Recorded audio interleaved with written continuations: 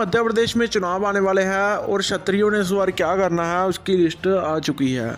तो भाइयों, क्षत्रिय समाज ने सबसे पहले तो ये करना है कि अगर क्षत्रिय कोई निर्दलीय खड़ा हुआ है, वहाँ पर बीजेपी या कांग्रेस ने टिकट नहीं दी है, तो वहाँ पर कोई निर्दलीय है क्षत्रिय खड़ा हुआ, जहाँ कोई छोटे दल से है, बीएसपी या और बाकी किसी संगठन से, तो उसको वोट दे। तो दूसरा आपने करना है कि अगर प्रमुख दल से, अगर बीजेपी या कांग्रेस से कोई क्षत्रिय उम्मीदवार है इकलौता, तो उसे जिता दो। तीसरा आपने ये करना है कि अगर दोनों दल से क्षत्रिय हैं, बीजेपी या कांग्रेस दोनों दल से क्षत्रिय हैं, तो उनमें से जो बेहतर है उसे जिताओ। ये 3 चीज़ें आपने सबसे पहले करनी है। जैसे बीजेपी ने क्षत्रिय समाज को 27 टिकटें दी और कांग्रेस ने 31 दी है।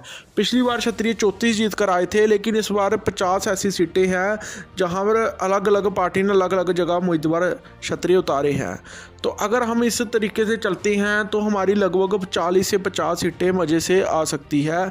और एक जाति के मुताबिक हर बार मध्य प्रदेश में क्षत्रिय समाज सबसे ज़्यादा टिकटें लेता है और जीतकर सामने आता है। तो इस तरह हम सबसे ज़्यादा आ सकते हैं। और चौथा क्षत्रिय समाज ने ये करना है कि जैसे मिहिर भोज पर एक मुद्दा चल रहा है गुज्जर और क्षत्रिय समाज में, तो पीछे चंबल के वो इलाका है ग्वालियर, वहाँ पर मूर्ति लगी थी, बाद में क्षत्रियों ने विरोध किया तो मूर्ति ढक गई। तो वहीं अगर बात करें तो पूरे मध्य प्रदेश में तो ये रोला है नहीं, क्योंकि बघेलखंड में बघेला क्षत्रियों की रियासत रही है, बुंदेलखंड में बुंदेला क्षत्रियों की, ग्वालियर भी तोमरों का रहा है, बटोरियों का बिंड रहा है, मोरिना में भी तोमर और सिकरवार क्षत्रियों ने राज किया, उनकी रियासतें रही हैं। तो अब जितने भी जो गुज्जर जो हैं वो एमएलए की जो चुनाव लड़ रहे हैं, उनमें से वो 8 कांग्रेस ने उनको टिकटें दी हैं और बीजेपी ने दी हैं उनको 4। पिछली बार 3 एमएलए गुज्जर समाज से थे और क्षत्रिय समाज से 34 थे। मध्य प्रदेश में गुज्जर समाज की आबादी जो है वो 1-2% है और वहीं क्षत्रिय समाज की लगभग 8-10% है।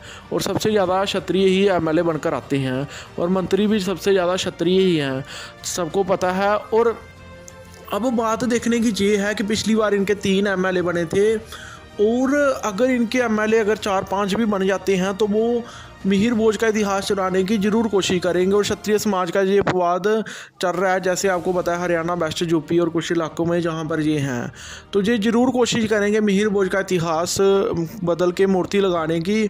तो जहाँ भी इनके जो 8 जो खटारे हैं, 4-8 जितने भी इनके लोग खटारे हैं, वहाँ से आपने यही करना है कि अगर वहाँ पर कोई क्षत्रिय खड़ा हुआ है तो आपने क्षत्रिय को ही वोट देना है। जैसे सिकरवार क्षत्रिय खड़ा हुआ सुमेरपुर सीट से, ऐसे ही बाकी सीटों से भी अगर कोई क्षत्रिय खड़ा हुआ है तो क्षत्रिय को वोट दो। नहीं तो कोई इनके खिलाफ कोई मजबूत कोई कैंडिडेट खड़ा हुआ है दूसरी कास्ट से, तो आप उसको वोट दे दो और उसको जिताओ। जैसे इनके पिछली बार 3 एमएलए थे, हमारे 34 थे, और हमें कोई फ़र्क नहीं पड़ता इनके वोटों से, क्योंकि ये वोट आगे भी यूपी में क्षत्रिय समाज को नहीं देते हैं मिहिर भोज पर जो मुद्दे को लेकर। और जो ये खड़े हैं जहाँ पर, वहाँ पर भी क्षत्रियों के ही टिकट काट कर तो जो 2-4 टिकटें इनको मिलती हैं, तो वहाँ पर क्षत्रियों को इनको जिताना ही नहीं है। और कहीं भी अगर ये जीतते हैं तो ये मिहिर भोज का इतिहास चोरी करने की नेता इनके कोशिश ज़रूर करेंगे। और हमें कोई फ़र्क नहीं पड़ता, क्योंकि बुंदेलखंड में ये नहीं है, बघेलखंड में ये नहीं है, मालवा में जिनके कोई जहाँ पर ये 2-4 हज़ार वोट होंगे तो ये हमें डालते नहीं हैं, जहाँ इनके 10,000 वोट होते हैं ये खुद खड़े हो जाते हैं। तो अब देखने की बात यह है कि क्षत्रिय समाज को ये 4 चीज़ें करनी है, और इन 4 चीज़ों से क्षत्रिय समाज ज़्यादा से ज़्यादा सीटें निकाल सकता है।